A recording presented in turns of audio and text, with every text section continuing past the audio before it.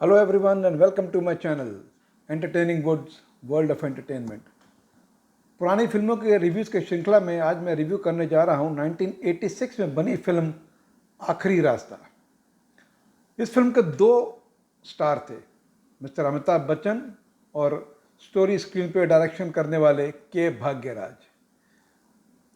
ये दो इसके पिलर थे इस फिल्म के।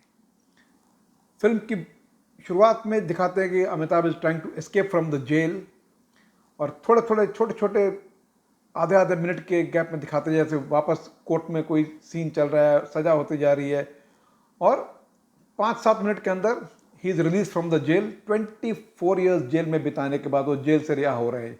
शुरुआत में ये दिखाया गया है। बहुत ही स्पीड के साथ ये सब दिखाया जाता है। स्टार्टिंग में वो सीधे निकल कर चर्च जाते हैं, वहाँ कन्फेशन करते हैं, फादर को बोलते हैं कि मैं कन्फेशन करने जा रहा हूँ। तो फादर पूछते हैं कि तुमने कौन सा गुनाह किया है। तो वो कहते हैं मैंने कोई गुनाह नहीं किया, गुनाह मैं करने जा रहा हूँ, मैं 3 कत्ल करने जा रहा हूँ, I am going to kill 3 people. तो फादर कहता है कि लोग तो यहाँ गुनाह करने के बाद आते हैं, तो पहले क्यों आ गए। तो वो कहता है कि मैं गुनाह करने के बाद इस पवित्र जगह को अपवित्र नहीं करना चाहता था कि मेरे कदम यहाँ पड़े, इसलिए मैं पहले आ गया हूँ। फादर कहते हैं कि मैं तो कभी किसी की शक्ल नहीं देखता, बट मैं तुमसे मिलना चाहता हूँ, मेरे रूम में आओ। ये बोलकर निकलते हैं। Then Amitabh walks out of the church और वो उसे देख नहीं पाते हैं। वहाँ से अमिताभ गोज टू अनुपम खेर। फिर छोटे छोटे फ्लैशबैक पे दिखाया गया है बड़ी सफाई के साथ। आधे घंटे के अंदर कुछ छोटे छोटे फ्लैशबैक है जिसमें यह दिखाया गया कि अमिताभ बच्चन, जिसका नाम डेविड डिकोस्टा है, वो सदाशिव अमरापुरकर जो है, वो बलवंत चतुर्वेदी एक पॉलिटिशियन है, उनके अंधभक्त हैं, उनके लिए कुछ भी कर सकते हैं, जो वो कहेंगे वो करेंगे, आंख बंद करके। What ever he says he will do it. Jaya Prada के साथ शादी हो जाती है तो अपने बच्चे का नाम रखवाने के लिए वहाँ पहुँच जाते हैं, और वहाँ नज़र पड़ती है सदाशिव अमरापुरकर की इनकी बीवी के ऊपर। वहाँ उनकी नीयत खराब हो जाती है। नेक्स्ट डे किसी तरह अमिताभ को फंसाते हैं कि जाओ रेल रोको, ट्रेन रोको, आंदोलन करो। वहाँ पे अमिताभ गिरफ्तार हो जाते हैं।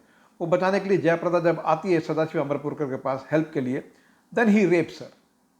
और सदाशिव अमरापुरकर रेप करता है तब तक, और ये घर जाके शी कमिट सुसाइड, और हाथ में सुसाइड नोट रखती है जिसमें पूरा उसने लिखा रहता है। और अनुपम खेर अमिताभ की जमानत करा कर लेकर आता है, and Amitabh comes to know कि क्या हुआ था। वो जाता है बदला लेने के लिए सदाशिव अमरापुरकर के पास। वहाँ मुलाकात होती है उसकी दिलीप ताहिल, जो पुलिस इंस्पेक्टर है, और डॉक्टर भरत कपूर के साथ। ये तीनों मिलकर अमिताभ को ही फंसा देते हैं। तो ये पता चलता है कि अमिताभ को ही दोषी मान लिया जाता है जयप्रदा की मौत का, और उसे जो 24 साल जेल में बिताए थे वो इसीलिए उसने बिताए थे। और जेल जाने से पहले अपने 1 साल के बच्चे को अमिताभ अनुपम खेर को दे के जाता है। बोलता है कि इस मेरे बच्चे को एक बदमाश, एक गुंडा बनाना, क्योंकि जब मैं 24 साल के बाद जेल से लौटूंगा तो मेरी शायद मेरे बदन में उतनी हिम्मत नहीं रहेगी, तो ये कम से कम अपनी माँ का बदला ले सकता है। वहाँ से निकल के वो अनुपम खेर के पास जाते हैं तो ही लर्न्स कि उसका बेटा गुंडे की जगह एक पुलिस इंस्पेक्टर बन गया है। इन बिटवीन वो पादरी जो है, फादर जो है, उसको बहुत कचोटती है ये बात। तो अपने फादरहुड से रिजाइन करके पुलिस को आके बोलता है कि ऐसा ऐसा एक आदमी ने कन्फेशन किया है। तो अमिताभ बच्चन, जो जूनियर अमिताभ बच्चन है, वो और ओम शिवपुरी जो पुलिस कमिश्नर है, डीआईजी है, वो कहते हैं कि हम कैसे पता करें किसने किसको कौन मारने वाला है। We have no clue.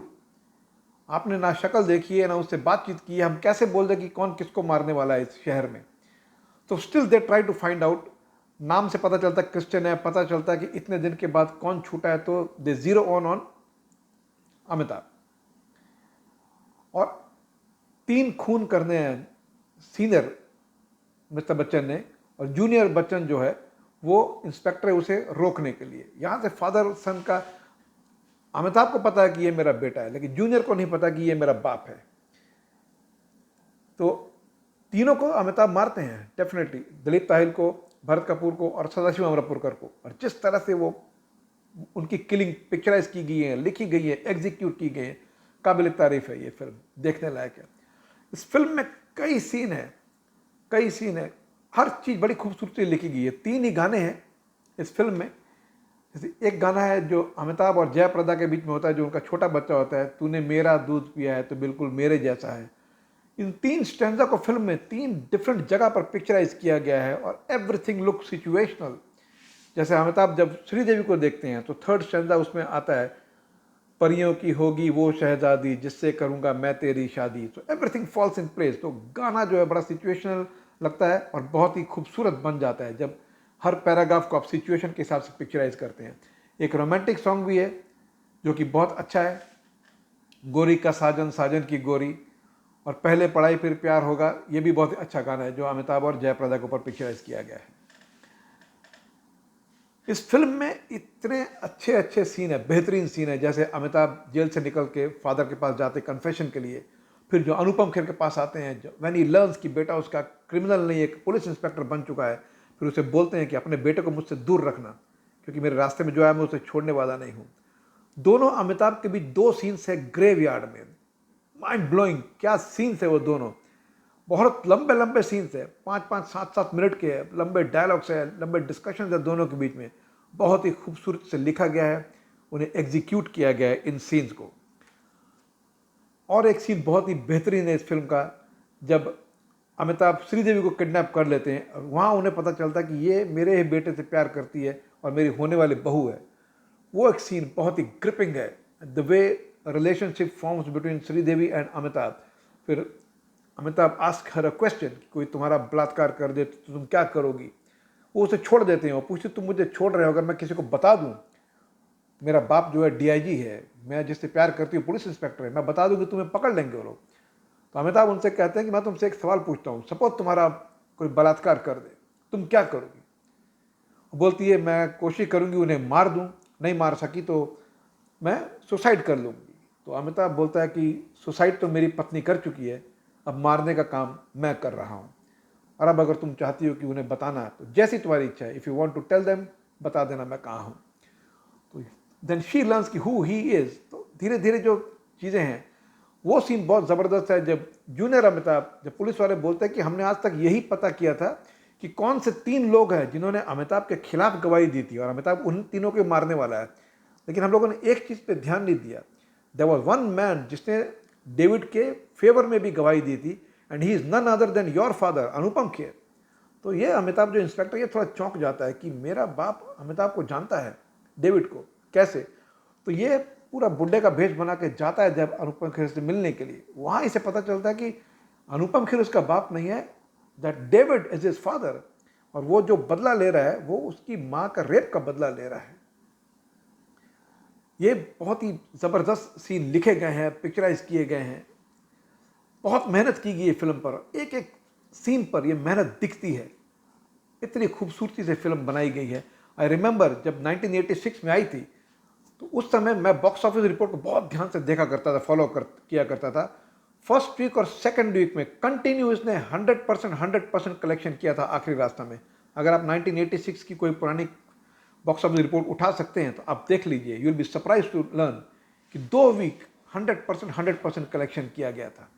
उस समय करोड़ों की बात नहीं होती थी, परसेंटेज के हिसाब से कलेक्शन की बात किया करते थे हम लोग। ये बात थी उसकी।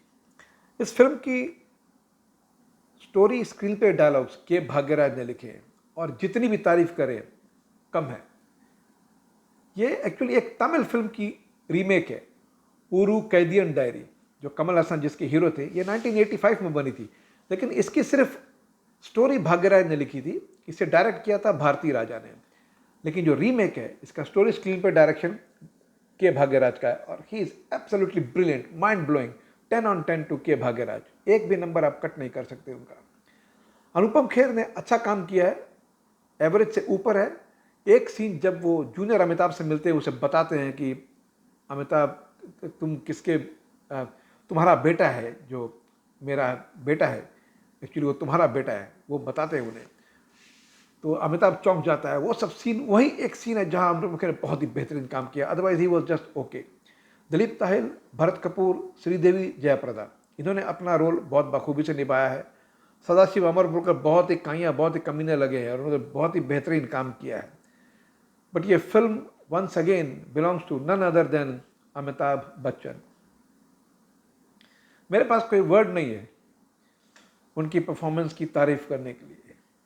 आई कैन जस्ट सिंपली से he was extra ordinary, he was outstanding, excellent. उनकी आंखें, क्लोजअप में जब उनकी आंखें दिखाई जाती हैं, वे ही रिएक्ट्स, उनका behaviour when he talks to his son Amitabh in the graveyard in English, वो कन्वर्सेशन, उसके बाद जब उनका बेटा भी वो पता चल जाता है कि जयप्रदा उनकी माँ थी, उनके पास आता है तो वो बोलते हैं कि आज तुम्हारी माँ की बरसी है, शायद तुम्हें नहीं मालूम।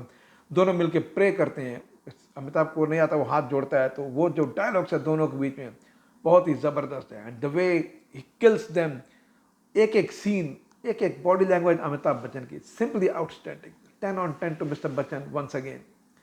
ये फिल्म एक मास्टरपीस है, एक ज़बरदस्त क्राइम थ्रिलर है ये मूवी, क्राइम ड्रामा फिल्म है, जिसे मुझे पूरी उम्मीद है मैक्सिमम लोगों ने एक बार नहीं, एक बार से कई ज़्यादा बार देखा होगा।